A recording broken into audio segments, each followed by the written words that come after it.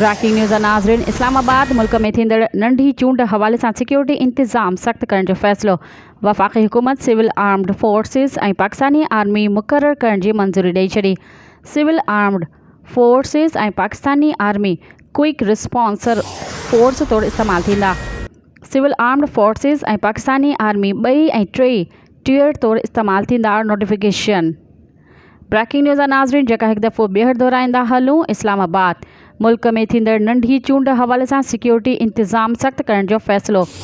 वफ़ाक़ी हुकूमत civil armed forces ऐं Pakistani army मुक़ररु करण जी मंज़ूरी ॾेई छॾी। सिविल आर्म्ड फोर्सिस ऐं Pakistan army quick response force तौरु इस्तेमालु थींदा। सिविल आर्म्ड फोर्सिस ऐं पाकिस्तान आर्मी ॿिए ऐं टियर तौरु इस्तेमालु थींदा। नोटिफिकेशन। मज़ीद ख़बरनि ऐं तफ़सीलात लाइ विज़िट कयो असांजी वेबसाइट www.awaminews.hd.com ऐं ॾिसंदा रहो अवामी न्यूज़ HD।